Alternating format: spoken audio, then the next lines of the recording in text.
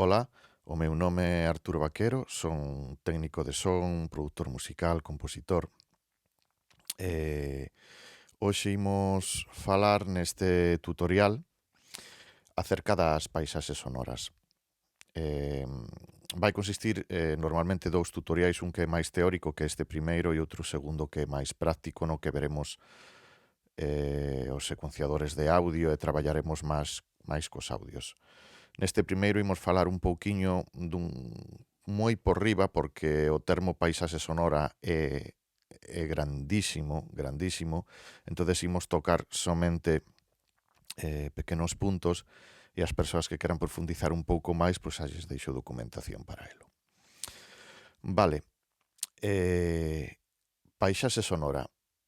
Partimos da base de que o termo de paisaxe sonora, bueno, que a partir de agora neste arquivo de texto que é o que eu uso como guía, como guión, cada vez que aparezca PS ímonos referir a paisaxe sonora. A paisaxe sonora, o termo formase a partir da unión de dúas palabras, unha que en inglés sound, que son, e landscape, que é paisaxe, que sería unha forma diferente de dicir paisaxe, creando así a palabra inglesa soundscape. Nós en galego chamámoslle paisaxe sonora e en castelán paisaje sonoro. Hai unha persoa que é moi especial en todo isto, que para todo o mundo é o máximo expuñente e estudioso da disciplina das paisaxes sonoras, que é Raymond Murray Schafer.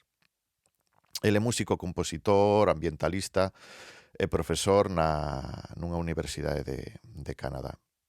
A el debémoslle moito, porque el, digamos, de que nos fixo ver a forma na que escoitar o entorno. El deunos moitos consellos, concienciounos moito do que a todo o que ten que ver coa escoita do entorno. El escribiu varios libros, pero ten dous que son de lectura obrigatoria, que eu vos recomendo para todos os amantes das paisaxes sonoras. Un é El paisaje sonoro y la afinación del mundo, este fantástico, e outro que ten que ver xa un pouquiño máis con aprender a escoitar, todo o que é a cultura da escoita, que chamase Limpieza de oídos. Limpieza de oídos, encontraréis. Bueno, ben, pero que é unha paisaxe sonora? Estaredes vos preguntando. Pois unha paisaxe sonora é basicamente o que escoitamos en cada momento.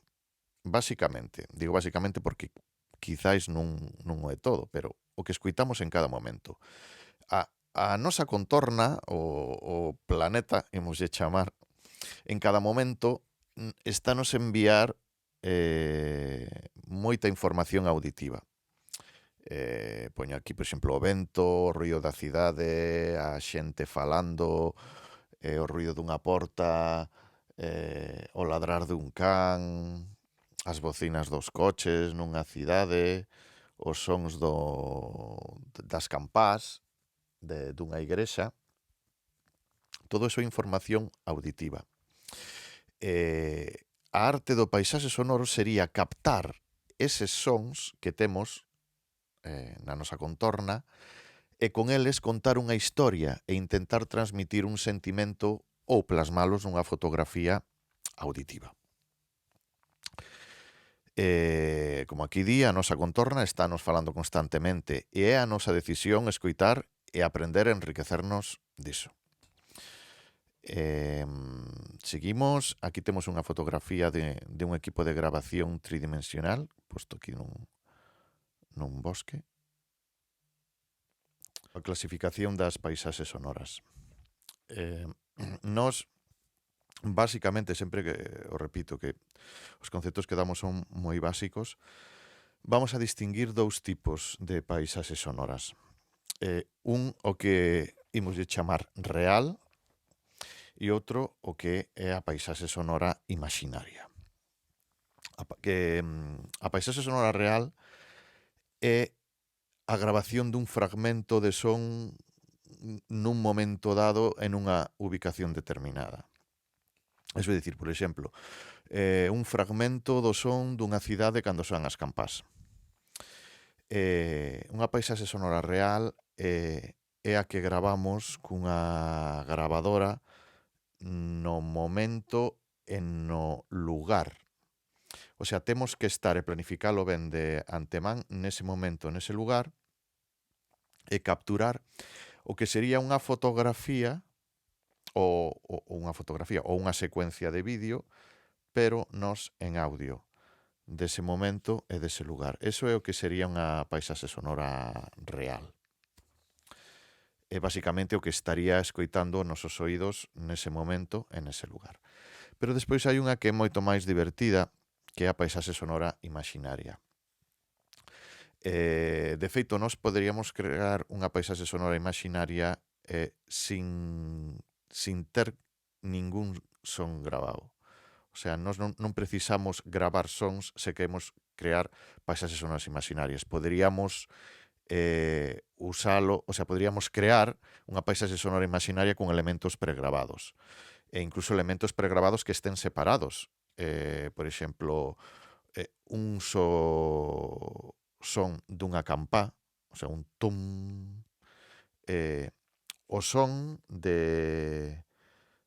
dunha cidade, o son do vento, o son da chuvia, o son dun perro, pois esos sons soltos nos nun secuenciador, que é do que vai ir o seguinte tutorial, imos ir compoñendo pouco a pouco con esos sons que temos separados e podemos facer, por exemplo, que colocando o ruido da cidade, o ruido da chuvia, entonces xa hai unha cidade onde está chovendo, ese sonido de campá poñémolo 4 veces, pon, separado, pon, pon, entonces aí ao lonxe, podémolo poñer aí ao lonxe, entonces, mira, son as 4. E despois do sonido das campás, pois que un cadelo pois ladre 3 veces. Isto, si se mestura ben, pois pode ser un paisaxe sonoro. Que pasa? É imaxinario porque no lo hemos imaginado na cabeza e o hemos creado. Neste caso é como un paisaxe imaginario, pero imitación a un paisaxe real. Estamos recreando o que podería ocurrir pois nun pobo ás 4 da tarde, non, cando soa as campás. Pero tamén pódense crear paisaxes sonoros imaxinarios que non son reais, nin imitacións a reais, que aquí é onde entra a imaginación de cada un. Poderíase dicir tamén que o paisaxe sonoro imaxinario créase nun estudio, non precisamente no lugar onde nos estamos grabando no paisaxe sonoro real cunha grabadora, sino que se crea nun estudio con programas multipistas, con distintos sonidos, que sería pois unha maneira moi parecida do xeito en que traballarían, por exemplo, os técnicos de postproducción de son para cine, porque normalmente nas películas casi apenas se grava o sonido real que está aí. Despois, nun estudio, procésanse e multiplícanse aí os sons para crear unhas sensacións pois máis fuertes. Temos que partir dunha base de que os paisaxes sonoros están compostos de sons. Imos co seguinte punto, que é clasificación básica dos sons. Os sons poderánse catalogarse segundo as súas características en moitos apartados, pero nós soimos falar de dúas delas, dúas características, que son as que máis vamos traballar con elas.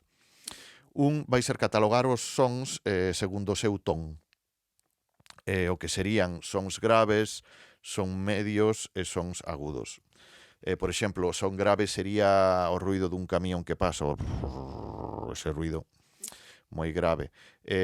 Un son medio, vou poñer aquí, os sons medios serían as bocinas dos coches, por exemplo, pa, pa, pa, pa, e os sons agudos serían parecidos dos platos dunha batería de rock, o tss, tss, tss, o son do aire, o son de sons moi finiños, Eso sería un son agudo. Volvemos a repetir, son grave. Pois mira, coa analoxía de unha batería, por exemplo, que todos coñecemos unha batería musical, perdón, o son grave sería o do bombo, de tum, tum. Eso sería un son grave. O son medio sería o da caixa, o parra, ta, ta, ta, ta. E os sons agudos serían os dos platos.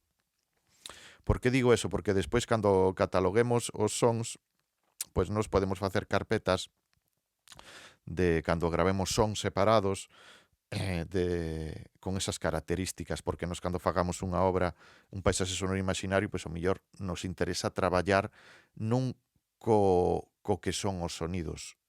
Me refiro, non vou traballar con sonidos de animais, ni con sonidos de coches, ni tan. Si vou traballar simplemente con sonidos graves, sonidos medios e sons agudos. Vale, entonces, a clasificación básica dos sons, no primeiro era segundo o seu ton, e no segundo e segundo a súa duración. Nos imos diferenciar entre sons tenutos ou sostidos, por exemplo, un río, unha chuvia, un ventilador, que son sons que son moi longos no tempo. Por exemplo, o son dun río non para, excepto que se conxele, é un son que está continuamente. O dun ventilador, se o acendes, vai estar o ventilador un son continuo. E despois os outros, segundo a súa duración, serías os sons curtos ou alternantes. Por exemplo, poño aquí o exemplo de ladridos de cans, un disparo é un pum, é moi curtiño. Os ladridos de cans, wow, wow, o sea, son sons curtos. E tamén a maiores, dos tenutos e dos curtos, bueno, que podía decirse que serían os sons con ritmo. Por exemplo, o ruido dun muiño de auga, das pedras, de os pasos a camiñar, que é unha boa idea para as persoas que queran recrear sons, paisaxes sonoros rítmicos tamén. Non somente unha paisaxe sonora non ten que ser arrítmica. Podemos xogar con sons rítmicos. O gotexar dun auga, ping, ping, ping, ping, ping, ping. É unha idea para quen quera animarse a lo, que é moi divertido. Entonces, imos repasar este rápido. Clasificación básica dos son segundo o seu ton, graves, medios e agudos, e segundo a súa duración, os tenutos, os sostidos e os curtos. Despois que temos aí os rítmicos. Que necesito para crear unha paisaxe sonora? A ver, aquí hai unha frase que vou repetir varias veces neste e noutro tutorial, que o que sempre precisamos para crear unha paisaxe sonora é ter unha boa idea do que queremos gravar, pensalo previamente e planificalo. Eso é importantísimo, porque de nada nos sirve ter todo o millor material do mundo que se non temos ningunha boa idea, nin o hemos pensado ben, nin o hemos planificado ben, o resultado non vai a ser tan espectacular nin tan fundamentado como se o pensamos ben e o planificamos ben. Pero bueno, de materiales, que precisaríamos para crear unha paisaxe sonora? Se quero crear unha paisaxe sonora real, ahora imos falar de paisaxes sonoras reales, necesitarei unha grabadora de son portátil, ao ser posible estéreo. É dicir, con 2 micrófonos, xa que nos escoitamos en estéreo porque temos 2 oídos. E o que é a sensación estereofónica, nos escoitar en estéreo, nos crea unha sensación espacial moito máis ampla e é moito máis gratificante a hora de escoitar paisaxes sonoras. E incluso nas paisaxes sonoras imaginarias pódese xogar moito a mover obxetos digamos, de un lado a outro para que o noso cerebro e o noso sentido da audición disfrute, ¿no?, co movimento. Pero bueno, se eu quero gravar unha paisaxe sonora real, preciso de unha grabadora, ser posible estéreo. Hai marcas moi famosas, por exemplo, así a nivel principiante, bueno, e tamén profesional. Zoom, Tascam, poño por exemplo, pero pero hai moitas máis marcas. Imos abrir un enlace mismamente do que unha grabadora, bueno, este é un bundle que trae aquí unha bolsiña, pero a grabadora soa, mira, anda por 99 euros. Sobre 100 euros xa teríamos unha grabadora de moi boa calidad para gravar paisaxes sonoras, fantástica, de aí para arriba. Aquí hai outra de 129 que terá unhas características pois millores, e despois mira, hai nas de a ver se hai por aquí máis. Mira, unha de 489, de 200 euros. Esta, por exemplo, grava en moitas canles. Pode gravar, pode capturar o mellor o son en distintas pistas. Vale, pois precisamos unha grabadora desta. No caso que non teñamos unha grabadora desta, precisaríamos unha aplicación para o teléfono ou tablet. O problema é que a maioría dos teléfonos gravan cun só micrófono e as aplicacións pois adoitan a gravar con calidades moi baixas, non tan boas como unha grabadora destas externa. Excepto que conectemos os teléfonos con dispositivos de grabación externas, con micrófonos externos. Se conectan con micrófonos externos, pois aí xa gañaríamos e incluso hasta poderíamos de gravar en estéreo, pero xa nos metemos nun gasto que merece a pena comprarse unha grabadora destas externas. Que aplicación? Eu non sabería decir ningunha porque cada teléfono é un mundo, as súas características, pero bueno, mira, aquí deixo vos dos links de dúas páxinas, se ti tes un teléfono Android, cuáles son as mejores apps para gravar audionotas de voz. Entonces, aquí pois vai vos explicando varias, fala acerca delas, entonces sería cuestión de mirar pois, as que son gratuitas ou as que son ben de precio e que teñan unhas características que nos sirvan para gravar paisaxes sonoras. Por exemplo, que registren si é de formato MP3, que registre pois, a calidades moi altas, non calidades moi altas, porque o MP3 ten distintas calidades. A máis alta, por exemplo, é 320 isto, kilobytes por segundo. Isto en canto a Android, tamén pois o mismo en iOS, tamén deixo pois aquí un link. A hora de escoller unha aplicación é moi importante que vexamos que nos permita gravar a maior calidade posible, como dicía antes, e que nos permite tamén exportar facilmente o que está grabado. Porque normalmente todos os teléfonos pois, teñen incluso gratuitamente unha aplicación de gravar notas de voz, pero soen ter o moi baixa calidad, ou despois para exportar ese arquivo pois é un follón porque hai que subilo a unha nube ou hai que hacer moitas historias. Entonces temos que mirar de que teña unha exportación fácil, que se poda mandar por mail ou que se poda conectar vía Bluetooth ou vía Wi-Fi ou mandalo a un ordenador ou a outro dispositivo. Dentro deste punto, un truco para os usuarios de iOS é o GarageBand, que o GarageBand é un programa que adoita a vir gratis con iPhones e iPads. iPhones non estou seguro, pero iPads sí, que utiliza o micrófono interno dunha forma moi óptima, porque é da propia marca de Apple. Este programa grava en diferentes pistas, entonces é unha maneira moi rápida de xa ter.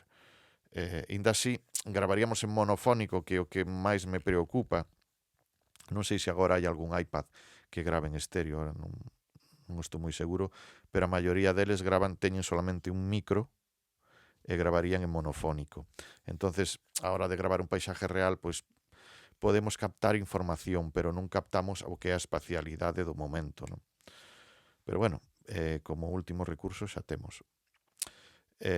Tamén se podería usar, nos usábamos antiguamente as cámaras de vídeos que tiñan uns micrófonos estéreos moi bons e despois, antes de que salieran as grabadoras estas que eran carísimas antiguamente, nos gravábamos nunha cámara de vídeo e despois descartábamos a imaxe e nos quedábamos co son. Tamén podemos gravar un paisaxe sonoro real, unha paisaxe sonora real, cun portátil, cunha tarxeta de son e dos micrófonos, ou un micrófono que sexa estéreo.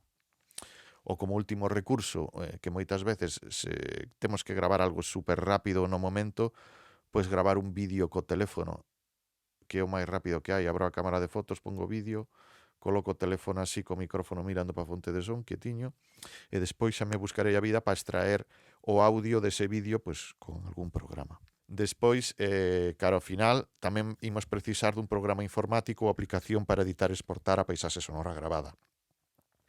É dicir, para esa paisaxe sonora real, se queremos editala, cortarlle os sons do comezo ou do final, que son sons de manipulación da grabadora ou o que sexa, ou facerlle un desvanecemento final para que termine, ou incluso editalo polo medio, mesturar dos sons, que xa falaremos porque o seguinte tutorial fala todo deste tipo de programas. Imos con consellos para unha captación óptima do son. Recoméndase que a captura se faga en estéreo, 2 micrófonos, direccionais, omnidireccionais, características de micrófonos. Nos non vamos entrar nas características dos micrófonos, deixovos aquí un link por si vos queredes aprender un pouquiño máis. É moi básico este link, pero eu penso que básicamente saber o que é un micrófono direccional ou que é un micrófono omnidireccional pois pode ser interesante, pero non nos imos falar neste tutorial porque nos alargaríamos moito. O que sí que vos digo é que nós temos dous oídos cos cales que escoitamos con sensacións espaciais. É dicir, de que nós pechamos os ollos e alguén me está falando e eu sei se está a miña dereita, a miña esquerda ou onde está, gracias a esa sensación auditiva que nos temos cos dous oídos. Nós, se tivésemos somente un oído, casi non poderíamos distinguir de onde ven esa fonte de son. Casi, digo casi porque hai elementos que podrían decirse que sí, pero vou vos comentar moi rapidamente o que ocorre no noso cerebro e por que nos escoitamos en estéreo e por que é tan importante que a grabación se faga en estéreo. O noso cerebro temos 2 micros, os nosos oídos son 2 micros. Entonces, cando hai unha fonte de son, esa fonte de son entra nos 2 oídos, evidentemente, pero entra primeiro nun e despois noutro. Se esta fonte de son está hacia este lado, primeiro entra neste oído e uns milisegundos despois entra no outro. Esas diferencias de tempo o cerebro as controla moi ben e entonces fai uns cálculos e nos devolve a sensación de que ese son que estamos percibindo está ubicado aproximadamente pois por aquí pola miña dereita, porque entra primeiro aquí, entonces está máis cerca deste oído e despois entra un poquinho máis tarde daqui. Entonces, el calcula e sabe o noso cerebro que está un poquinho á dereita. Nós se poñemos unha fonte de son no medio que entra nos dous oídos ao mesmo tempo, pois danos a sensación de que o sonido está sempre no centro, que é o que ocorre nas grabacións monofónicas, non nas grabacións estereofónicas. Nas monofónicas non nos poñemos dous cascos e está sonando un coche pasando, está sonando ruidos de persoas, está sonando todo, pero está todo aquí no centro, porque está nos cascos está enviando a mesma sinal de son nun lado que noutro. Entonces o noso cerebro dice, vale, estou escoitando moitas cousas, pero todo está aquí no medio. Por iso é importante a espacialidade e gravar en estéreo. Ok, o seguinte consello é o nivel de grabación. Este é moi importante porque nós cando gravamos os sons temos que buscar un nivel de grabación óptico dependendo de se o son é moi baixiño, é un son normal ou un son moi fuerte, porque podemos gravar sin saber ou sin querer sinais de sons moi baixiñas que despois non nos sirven para nada, ou se ajustamos mal o nivel de grabación tamén podemos gravar sons distorsionados que non nos valen para nada. Entonces, axustar o nivel de grabación óptimo, que eso xa depende de cada aparato, de cada aplicación, de cada tal, pero vou vos ensinar aquí, espera, a ver si básicamente mira esta miña entrada de micrófono E normalmente hai un sistema de medición que é o que nos di se estamos se a sinal é baixiña. Por exemplo, se eu fago así, se vos fixades aquí abaixo, a sinal é baixiña, casi nin me escoitades, a medida que eu empezo a subir, empezo a subir o nivel de entrada do micrófono hasta deixalo máis ou menos nun nivel óptimo, que sería por aquí, máis ou menos. Volvendo aquí a... Normalmente soen ser luminosos que teñen 3 cores. O verde, laranxa e vermello. O verde nos indica a parte máis baixa da entrada de son.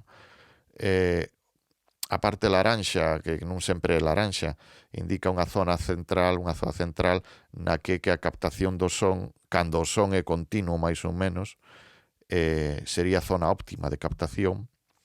E aquí hai un marxen de saturación por si hai sons que son un pouco máis fuertes e poden golpear e poden saturar. Por exemplo, estou na zona verde, pero si, por exemplo, me achego un pouquiño máis o micro, pero vou quitar isto agora aquí, a ver, se me achego un pouco máis o micro ou subo un pouquiño máis o nivel de grabación, entramos aquí, bueno, esta é unha zona amarela, para que veades o que é un son, vou baixar aquí, a ver, o que sería un son distorsionado. Non sei se este caso o micro vai distorsionar, pero non é o mismo estar escoitando a miña voz así, toda distorsionada, cunha entrada moi alta, que escoitala, por exemplo, así, moito millor, sabes, sin esa distorsión de fondo. Pois eso que pasou coa miña voz pode pasar tamén con calquer son. Eu podo ter un nivel de grabación moi alto e de repente quero gravar un son dun coche pasar e distorsiona todo. Entonces, nós temos que prestar atención sempre ao nivel de grabación. Vamos coa preparación técnica. Ok, buscar o nivel de grabación ideal, para facer un pequeno resumo tamén e añadir alguna cousa máis. Evitar distorsións ou gravar o sinal de son moi baixo, que é o que temos que intentar facer. Hai que buscalo, o nivel de grabación ideal, para evitar distorsión ou gravar o sinal de son moi baixo. Vale. Buscar unha situación ideal, eu tamén o vexo como unha preparación técnica, porque é unha situación ideal para o micrófono. O truco, onde poño a orella, poño o micrófono. Antiguamente, nos estudios de grabación e en toda o que é a cultura da grabación, nos usábamos a norma de poñíamos o micrófono de grabación onde nos escoitamos mellor. Se hai un instrumentista tocando un contrabaixo aquí diante de min e eu, dependendo do que quero captar, colocarei o micrófono nun sitio ou noutro. Entonces, había o truco, como se grababa con un só micrófono, pois tapabas un oído para escoitar en monofónico e ibaste movendo no sitio onde ti dicías, mira, aquí soname moi ben o contrabaixo, por poñer un exemplo. Pois aí, onde tiñas oído, paf, quitabas o oído e colocabas o micro e gravabas dende aí. Nos, coas paisaxes sonoras, facemos o mesmo. O mesmo, se eu quero gravar, e sempre estou no mesmo, cos ruidos dos coches, se quero gravar o motor dun coche, a situación do micrófono é fundamental, porque cambia moitísimo. Eu podo gravar o son do motor levantando o capó co micrófono aí, que vai sonar cloc, cloc, cloc, cloc, cloc, cloc, cloc, cloc, cloc, o son do motor moi cercano, porque é o que quero, ou podo pechar o capó, alonxarme 20 pasos e gravar o mismo ruido de motor os 20 pasos. A sensación é totalmente distinta. Eso quere decir de que eu, dependendo do que quera, teño que buscar unha situación ideal para o micrófono. E tamén, outra preparación técnica é buscar o momento e planificalo. Eu incluyo no que son preparacións técnicas, porque para mí é tan importante como o nivel de grabación, como buscar unha situación ideal, e a planificación. de mirar, por exemplo, mirar ben as estaciones do ano, os horarios do día. Por exemplo, é absurdo ir a gravar sons de campás cando non tocan. Quero gravar os sons de campán e me vou ás 15. E teño que estar esperando, pois imagínate, a 55 minutos a que volva outra vez para arriba e toque as horas. Ou querer gravar os grilos, vou gravar os grilos, e resulta que é inverno e é de día, e están os campos nevados, pois aí non van a salir grilos. Esa planificación técnica é moi boa. E como último, tamén moi, moi, moi importante, a catalogación. Despois de moito tempo grabando son, a catalogación eu a considero importantísima, porque eu teño sons de hai moitísimos anos, por aí en carpetas, e ao principio pois non catalogábamos, grabábamos o son e aí quedaba. E claro, pois se cadra no arquivo, pois pon a data, si que está ben posta a data e a hora, pero é un bosque, pero eu non sei onde é, de que bosque, unha cidade, non sei que cidade é, non me lembro. Entonces é moi importante que cando gravemos os brutos de sons, ao comezo da grabación se menciona a localización do que imos gravar. Por exemplo, sábado 22 de novembro de 2020, Mercado da Froita de Murcia, 8:30 da mañá. Bueno, xa estaría grabando. Ti gravas esa voz e continúas grabando. Porque desa maneira, ti cando te encontres con 100 arquivos ou 200 arquivos, se non teñen isto colocado ao principio, ou non há unha maneira das grabadoras de estarlle poñendo o nome ao principio, é un truco moi, moi, moi bon para cando hai arquivos, decir, e isto que era? Daslle a play, 10 anos despois, e dices, ostra, mira, grabación de fiesta tradicional en tan pobo. Pois xa está. Así xa temos todo catalogado. Hai veces que podemos escribirlo no ficheiro de son, cambiando o nome, se temos tempo, ou antiguamente o ficheiro de son chamábase rec 009, e entonces poñíamos ao rec en un papel 009, mercado mexicano de tal. Pois xa está. Pero se o que eu quero é crear unha paisaxe sonora imaginaria con sons persistentes, porque é posible crear unha paisaxe sonora imaginaria sen gravar un só son. Podemos usar sons pregrabados. Precisamos dun ordenador cun programa multipista para poder colocar os sons en distintas pistas de audio. Bueno, aquí teño un par deles. Precisamos eso e precisamos unha biblioteca de sons pregrabados ou crear unha propia, que nos podemos gravar sons e despois con esos sons pois nos creamos un paisaxe sonoro imaginario. Os dos programas que vos recomendo, dentro de que son de balde. O Audacity é un dos máis famosos, pero eu vexo moi básico, e por eso recomendo o Reaper. O Reaper é un programa un pouco máis profesional que ainda non é gratuito, pódese usar casi indefinidamente. Vamos ir á páxina. Sería este programa. Xa ten un soporte visual máis profesional co Audacity, e parecese moito máis, se vos despois continuades e traballades con outros programas máis profesionais, parecese moito máis a esos profesionais. Bueno, xa miraremos como facer para baixalo e dependendo do sistema operativo, pois instalalo, pero iso farémolo no seguinte tutorial.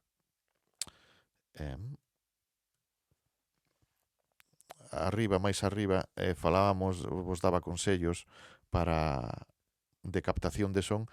Aquí, se eu quero recrear unha paisaxe sonora con sons persistentes, por onde comezo? Vou vos dar un par de consellos de composición que son moi bons, que vos poden valer para planificar e pensar a obra. Eu normalmente distingo dúas formas de compoñer, unha a que chamo lineal e outra que chamo lenzo en branco. Cal é o modo lineal? O modo de composición lineal é que nos empezamos mismamente por aquí, por exemplo, imaginaos que isto é un secuenciador destos e que estos son sons, estos que hai por aquí son sons, pois eu veño aquí e coloco un son e despois a continuación outro, aquí vou poñer uns cuantos e aquí sigo poñendo, aquí vou poñer moitos porque quero, aquí poño máis, aquí estou empezando a aburrir, aquí xa estou moi aburrido, pois mira, aquí deixo un espacio e poño un son final, termino a peza. Vale, canto dura? 3 minutos, vale, pois xa está, é o que quero facer. É unha forma lineal. É como en música empezar unha canción compoñendo a intro, despois a estrofa, despois o retrouso, despois o tal, e cando cantas voltas levamos? Levamos 3 voltas, xa, bueno, pois vou terminar a canción. Chon, e terminas a canción. Canto ha durado? 3 minutos 20. Estupendo. Pero hai outra maneira de compoñer que é unha maneira non lineal, que é a que chamo de lenzo en branco, que é moi interesante, que no lenzo en branco eu planifico previamente, por exemplo, o tempo exacto que vai durar a miña obra. E se cadra empezo, pois digo, a miña obra creo que dura un minuto. Entonces no secuenciador xa poño uns markers de cale o comenzo e cale o final. Un minuto, vale. Unhas liñas. Entonces eu xa sei no meu secuenciador de audio, onde no meu programa multipista, onde está o final, onde está o medio. E vou poñer, digo, onde está o comezo, vou poñer unha marca tamén no medio. Pois, por exemplo, eu podo empezar, en vez de polo comezo da peza, podo empezar polo medio. Porque eu no medio, eu quería que esta obra durase un minuto e que no medio, aos 30 segundos, tivese un clímax de moitos sons. Entonces, pois mira, algo parecido a isto, por exemplo.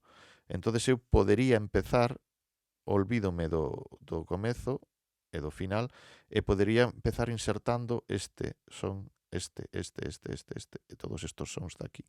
Entonces crearía esta parte da obra aquí, que sería empezar a obra pola metade. Ou se teño moi claro cal é o final, pois podía comenzar traballando os sons, arrastrando os sons do final e compoñendo o meu final da obra. E despois, se cadra, o último que fago é o comezo.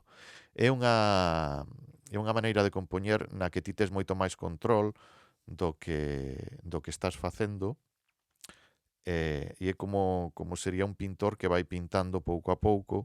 Un pintor non empeza a pintar pola esquina de arriba esquerda, sino se cadra empeza polo medio, un boceto, despois empeza por abaixo, despois sigue por un lado. Pois nos, a maneira de compoñer paisaxes sonoras con lenzo en branco é basicamente o que faría un pintor.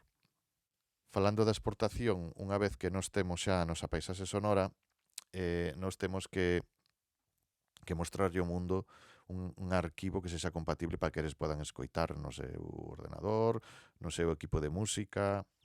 Entonces, nos xa falaremos no seguinte tutorial, pero a exportación recoméndase en un formato de audio que tenga extensión WAP, esta é das máis famosas, que sexa dunha calidade que xa miraremos xa no seguinte tutorial tamén, de 44.1 kHz ou superior, que teña 16 ou 24 bits, ou tamén a exportación pode facerse en MP3, e que inda que é un formato que ten compresión, hai tasas de compresión superiores a 320, a 192, perdón, que é a de 320, esta de aquí, que para min é un formato, unha tasa de compresión de que eu apenas distingo diferencias entre un MP3 a 320 ou un WAP a 44.1 kHz. Eu nos certames recomendo que a paisaxe sonora non teña unha duración de máis de 10 minutos e tampouco de menos de un minuto. Entonces, pois, se traballedes en certames, pois estade dentro deste marxe. E aquí deixo vos pois, a miña dirección o enderezo de correo electrónico para as dúbidas que teñades, e o meu teléfono por se queredes mandarme un WhatsApp. Lembrade que eu son Arturo Vaquero e vémonos no seguinte tutorial, que xa vai ser máis práctico, no que imos estar con secuenciadores. Crearemos unha paisaxe sonora imaginaria no momento, para que vexades como se manexa. Pois nada máis.